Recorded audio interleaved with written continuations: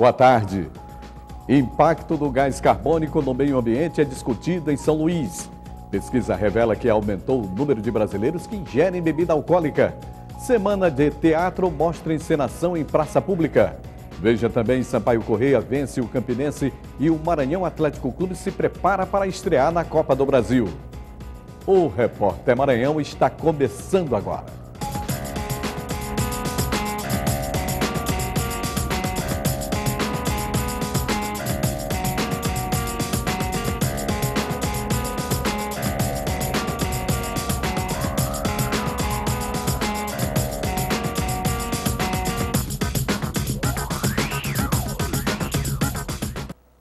Como acontece em outras cidades, São Luís é afetada diariamente pela poluição. Para encontrar saídas para esse problema, gestores públicos organizam um fórum que analisa o impacto das mudanças climáticas.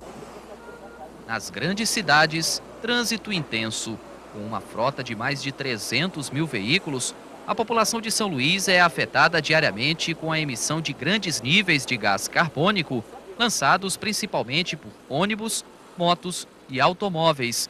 Não há ainda um levantamento preciso sobre a quantidade de poluentes lançada diariamente em São Luís e em todo o Maranhão.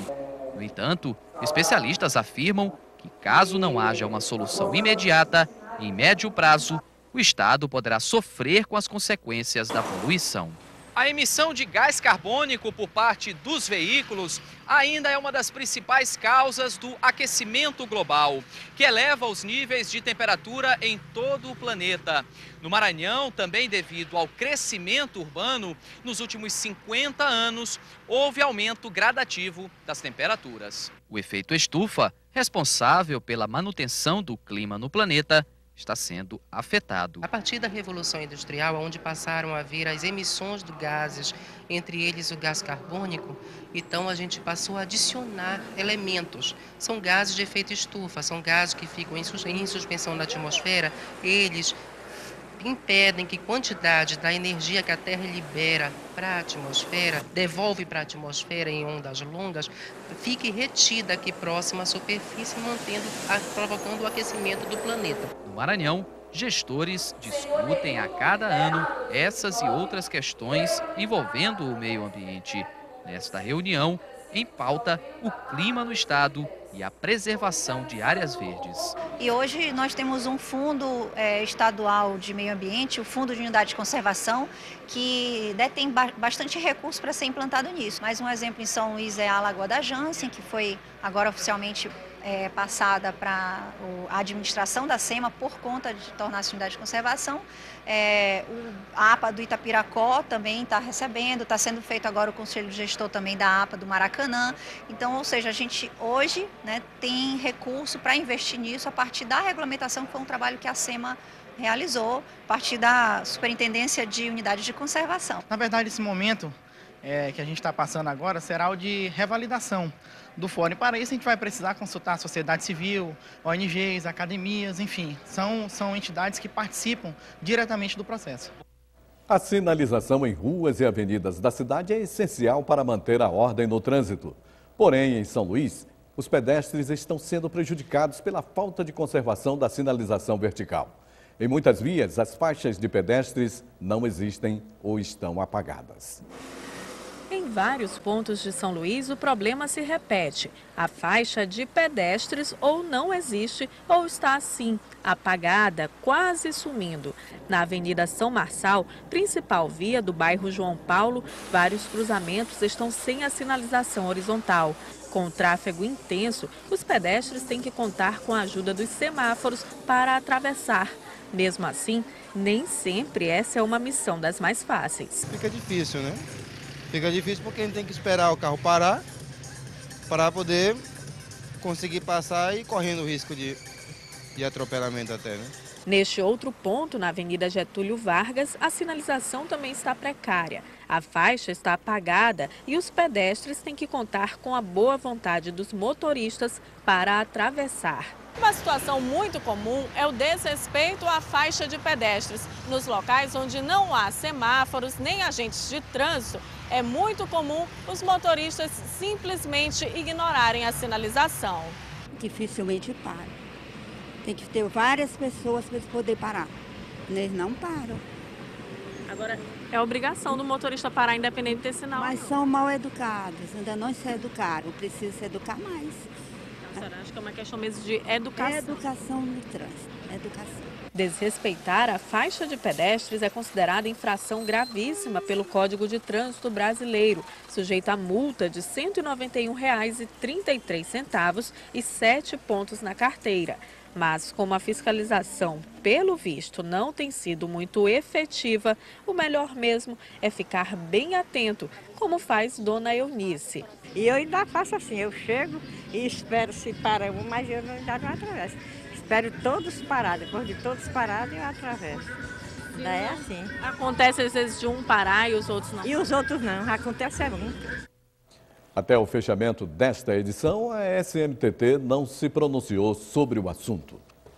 E de acordo com os dados do segundo levantamento nacional de álcool e drogas, mais de 11 milhões de brasileiros são dependentes de álcool. O estudo foi feito em todas as regiões do país.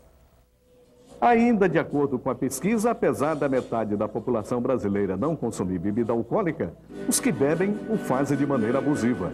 O estudo constatou também um aumento de 20% na quantidade de brasileiros que consomem álcool uma ou mais vezes por semana. As mulheres estão bebendo mais. Agora, 39% das brasileiras ingerem bebida alcoólica.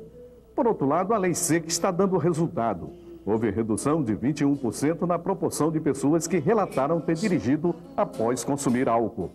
A maior queda ocorreu na região Nordeste, com uma diminuição de 43% dos casos. E veja no próximo bloco, Sampaio Corrêa vence a primeira partida pela Copa do Brasil. E ainda, Maranhão Atlético Clube se prepara para enfrentar o Bahia no Castelão. É logo após o intervalo. Aí você vê imagens ao vivo da Avenida Carlos Cunha, no Jaracati. Trânsito intenso neste momento. Agora são 12 horas e 7 minutos.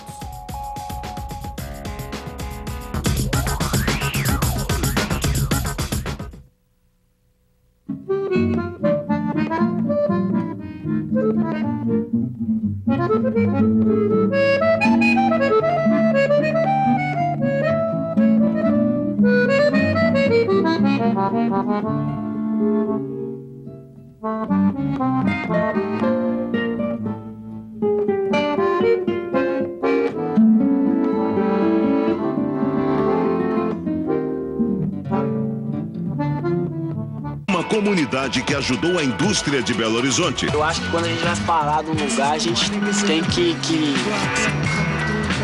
dar prioridade para quem viveu ali. Não é as coisas que mudam, não. O povo é que muda. E hoje convive com a realidade das enchentes. A gente fica só pedindo a Deus para ela diminuir, para baixar.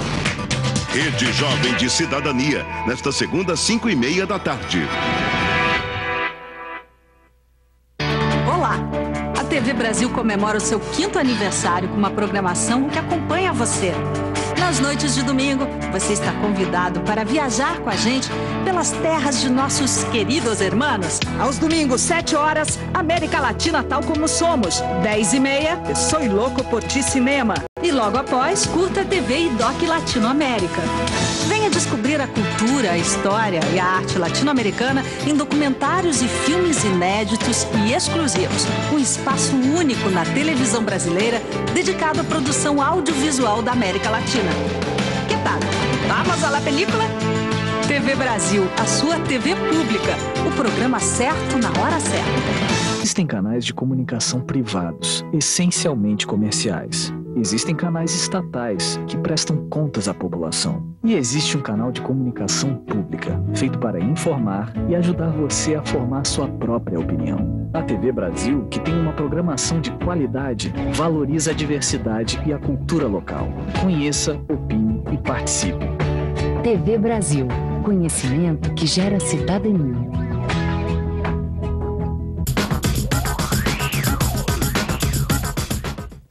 De acordo com os dados do Ministério da Saúde, os idosos têm 12 vezes mais risco de morte por causa da dengue. Representantes de São Luís participaram de uma reunião nacional que discutiu sobre o assunto. Vamos falar com o repórter Tiago Bastos, que tem mais informações sobre esse assunto. Boa tarde, Tiago. Boa tarde, Edmilson. Boa tarde a todos. Bem, de acordo com o Ministério da Saúde, Edmilson, do total de óbitos no primeiro trimestre deste ano em todo o país, causados pela dengue, 42% desses casos foram registrados em pessoas acima dos 60 anos de idade. De acordo com o secretário de Vigilância da Saúde do governo federal, senhor Jarbas Barbosa, as causas dessa condição de risco nos idosos não estão esclarecidas. No entanto, podem, segundo ele, estar relacionadas com o aparecimento de doenças crônicas, como diabetes, por exemplo. Para a gente entender mais quais cuidados a serem tomados a respeito da dengue, eu converso agora com a sanitarista da Secretaria Municipal de Saúde de São Luís, a senhora Maria do Socorro da Silva. Quem estiver nos assistindo até nesse momento, que por um acaso suspeitar de que tenha dengue, Ana Maria, quais as recomendações que a Secretaria faz a essas pessoas? Que vá imediatamente para uma unidade de saúde para buscar o atendimento médico. Porque quanto mais rápido ele buscar o atendimento médico, menos gravidade vai ocorrer os casos dele, vai evoluir com menos gravidades. Então tem que procurar imediatamente um serviço médico. E a orientação que a gente diz é o seguinte, porque a dengue nessa faixa etária, ela não tem uma sintomatologia clássica. Então, assim, febre, dor de cabeça, dor nas articulações, ele procura imediatamente uma unidade de saúde, porque os casos com gravidade nessa faixa etária evoluem a óbito mais ou menos no 5º dia ao 4º dia da doença. Por exemplo, aqui, o ano passado nós tivemos casos de um paciente que com 80 anos, dentro do 5º dia ele faleceu. E esse ano nós já temos caso, um paciente de 76 anos faleceu com suspeita de dengue hemorrágica nessa faixa etária, dia 4 de abril. Então, assim, a gente recomenda, a orientação é que elimine os criadouros do mosquito Aedes aegypti, caixa d'água, tambor, calhas, ficar atento para isso, porque esses pacientes que nós visitamos, na casa dele tinha inúmeros criadouros do mosquito Aedes aegypti. Então, colchão velho, pneu velho, então, assim, caixa d'água destampada, esses cuidados a população tem que ter. A gente convida a população para ser o nosso aliado, porque se a população não for o nosso aliado, a doença vai se propagar cada vez mais. Então, assim, tem o combate que a Secretaria faz, mas a população também tem que fazer a sua parte. Agora, dona Maria, é só para esclarecer, há um risco do momento aqui em São Luís de surto da dengue ou está descartado? Não há descarte, porque agora começaram as chuvas. Então, assim, pode acontecer ou não, mas a probabilidade é que não, porque o índice de infestação aqui do mosquito está baixo. Mas a gente tem que ficar atento e a população também tem que ficar atenta. E é importante também passar a orientação para a população, que muitas pessoas ainda têm receio de abrir as portas das suas casas para os agentes de saúde. É importante também que as pessoas tenham consciência, né? A gente chama a atenção da população que receba o agente de saúde na sua casa, que deixe ele inspecionar os tanques, os tambores e orientar os cuidados que a dona de casa e o morador tem que ter com relação à eliminação dos criadores do mosquito Aedes aegypti. Ok, eu agradeço as suas informações, muito obrigado. Voltamos com você, Edmilson. Obrigado, Tiago. E agora vamos falar de futebol. O Sampaio Corrêa venceu o Campinense por 1-0 fora de casa. A equipe tricolor conseguiu derrotar o campeão da Copa do Nordeste com um gol no final da partida. Público razoável para acompanhar a estreia do Campinense na segunda competição mais importante do futebol brasileiro.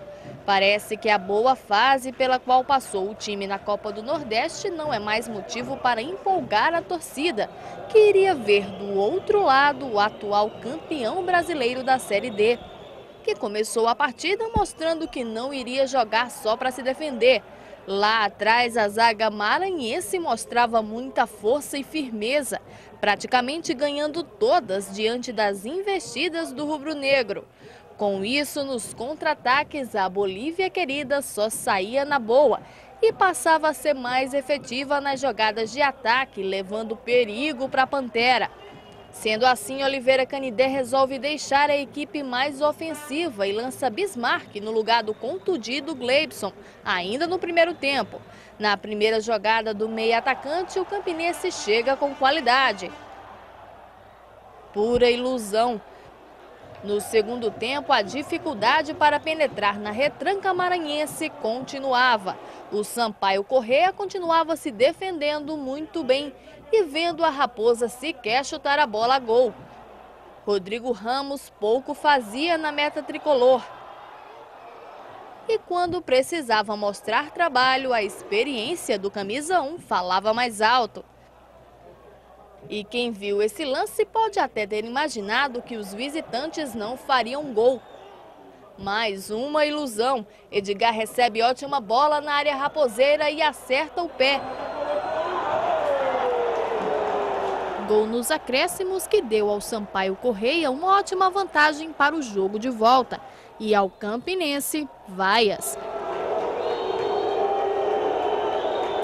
A partida de volta contra o Campinense será no dia 17 no Castelão. Enquanto isso, o Maranhão Atlético Clube se prepara para estrear hoje à noite na Copa do Brasil. O time atleticano vai disputar a vaga da próxima fase com o Bahia. Apesar de jogar com o apoio da torcida, os jogadores maranhenses sabem que a tarefa é difícil, mas não impossível. O MAC vai tentar repetir a campanha do ano de 2000, quando chegou à terceira fase da Copa do Brasil. Dono de uma das melhores campanhas de um clube maranhense na Copa do Brasil, o MAC estreia hoje na competição contra o Bahia. Thailson, lateral direito do MAC, conhece bem o adversário. Ele foi formado nas categorias de base do clube baiano. Toda a minha base foi no Bahia, né? O Bahia foi a equipe que me projetou para o futebol brasileiro, no cenário do futebol brasileiro. Tenho uma gratidão muito grande pelo Bahia. Tive uma história legal, até porque os 6 anos que passei lá foram 6 anos jogando na categoria de base do Bahia e representando também a seleção brasileira de base. Eu tenho um respeito, um carinho imenso pela equipe do Bahia. Mas hoje o coração não está dividido não, né? Não, o coração não está dividido, hoje o coração é MAC, é uma nova história, estou representando o meu estado, o Maranhão. Do time de hoje, Jackson é o jogador mais conhecido. Atuou em clubes como Palmeiras, Cruzeiro, Sport e Vitória. Uma experiência que pode pesar a favor do MAC. Nosso time está bem mesclado também. Tá? Tem muitos jogadores que estão iniciando e tem alguns jogadores muito experientes aqui. E eu acho que dentro de uma equipe, eu acho que isso é necessário. Do outro lado também do mesmo jeito. Conheço praticamente quase todos os jogadores do Bahia de jogar contra. E alguns que eu joguei do mesmo lado. E as dificuldades vão ser grandes. Mas a gente está consciente, o Meinha já passou tudo aquilo para a gente durante esse tempo que teve de treinamento aí. E nós vamos procurar seguir à risca aquilo que ele pediu. Jackson é a maior prova para esses meninos de que o sonho de ser jogador de futebol está mais vivo do que nunca. Ele foi revelado no próprio MAC. Fizeram muito a minha contratação, fiquei muito feliz por ter vindo para cá. Estou assim, praticamente em casa. Tive algumas propostas aí por fora aí, e optei por vir para cá. Um ano de contrato e a gente está tentando desempenhar um trabalho aí. Até mesmo porque eu já cheguei um pouco atrasado, não fiz pré-temporada, eu tive que me apressar aí no trabalho físico aí para poder entrar no mesmo ritmo dos meninos. E graças a Deus a gente está, cada dia que passa está crescendo, o time está evoluindo, fazendo boas partidas. Esperamos que nesse jogo aí contra o Bahia aí a gente possa manter o mesmo ritmo que está tendo no campeonato estadual. Os ingressos custam entre R$ 20 e R$ 50 e estão sendo vendidos nas bilheterias dos estádios Castelão e Nilzinho Santos. Foram colocados à venda 30 mil ingressos. Agora vamos falar de tempo. O dia é de sol com muitas nuvens e pode chover a qualquer hora. Veja o que diz a previsão do tempo para todo o estado. São Luís, nebulosidade variável ao longo do dia, com pouca possibilidade de chuva, mínima de 25 e máxima de 27 graus. Em Imperatriz, nebulosidade variável ao longo do dia, com possibilidade de chuva de leve a fraca, mínima de 22 e máxima de 28 graus. Em Caxias, céu com poucas nuvens ao longo do dia, com pouca possibilidade de chuva, mínima de 24 e máxima de 28 graus. Em Balsas, nebulosidade variável ao longo do dia, com pouca possibilidade de chuva, mínima de 21 e máxima de 27 graus. E veja no próximo bloco, o Maranhão é o estado que mais oferece mão de obra escrava. Veja também, 39 prefeitos deixaram de prestar contas ao TCE. E ainda, a programação da Semana do Teatro apresenta aos espectadores espetáculo em praça pública. É logo após o intervalo. Neste momento, em São Luís, tempo parcialmente nublado e pode chover agora à tarde também. Agora são 12 horas e 19 minutos.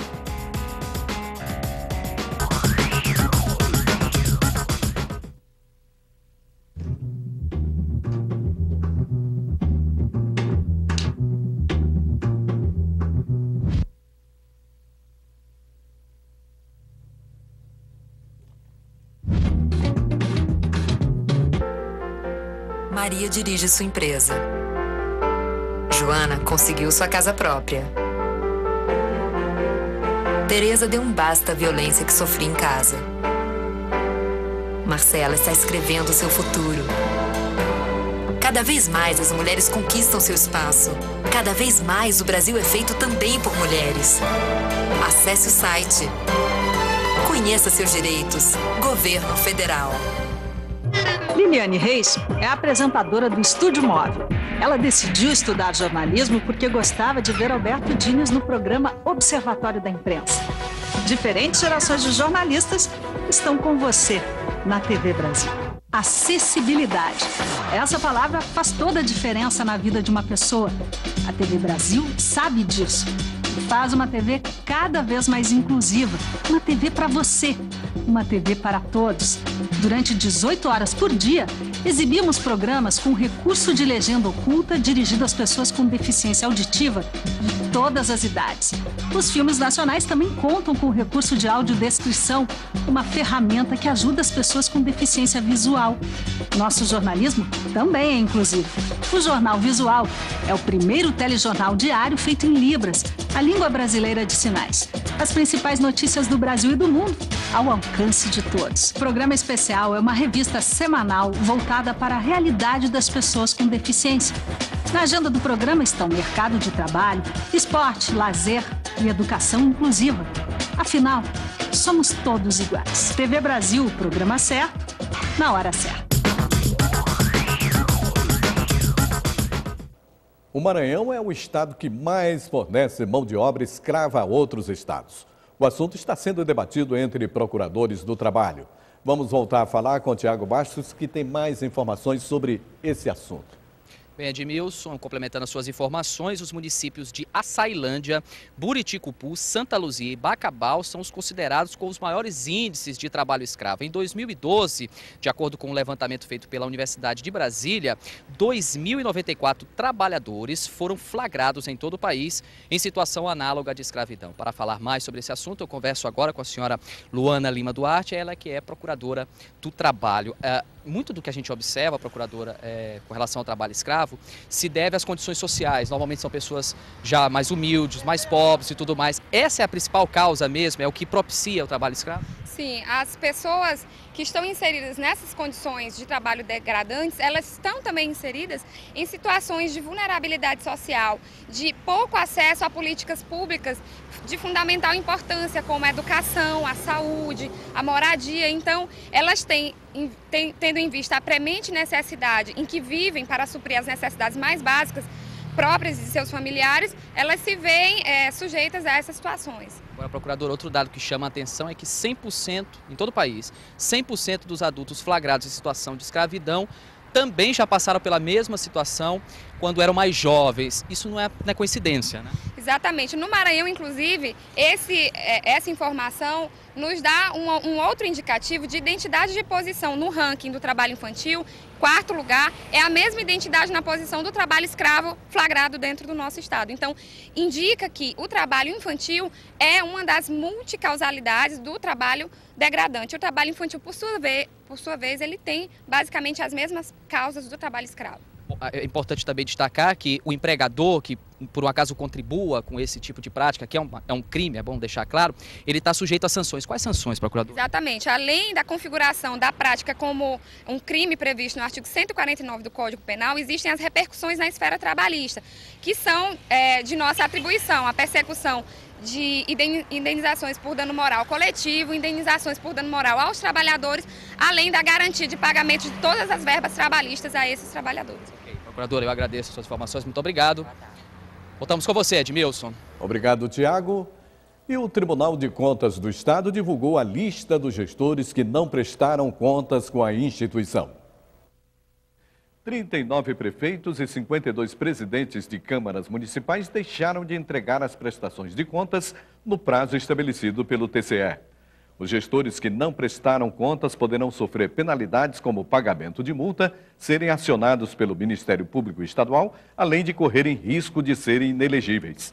A lista de inadimplentes será enviada ao Tribunal Regional Eleitoral, que tomará as medidas legais.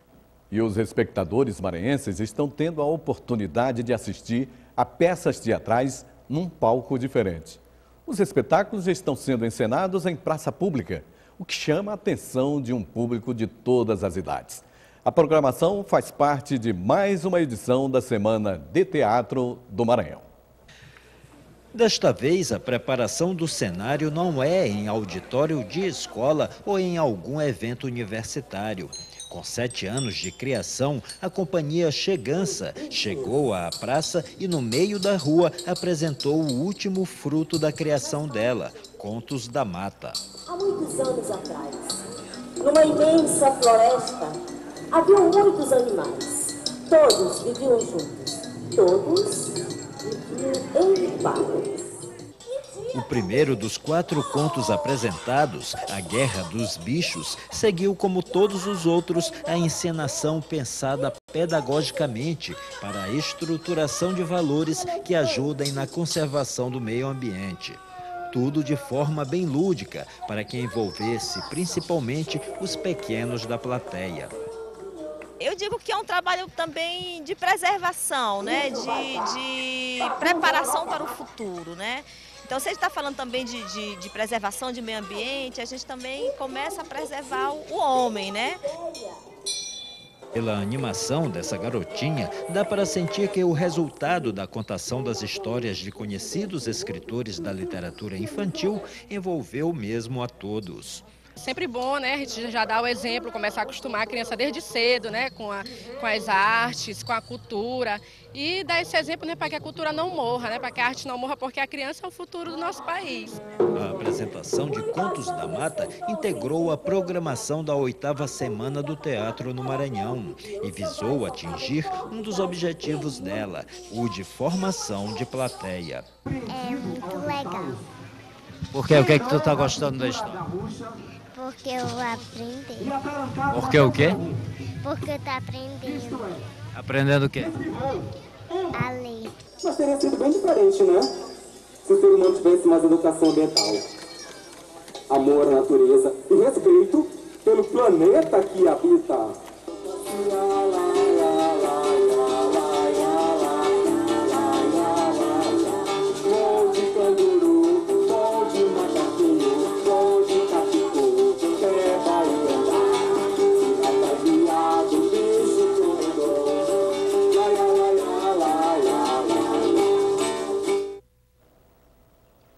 Esta e outras edições você pode rever no nosso site www.tvbrasil.abc.com.br/Repórter Maranhão.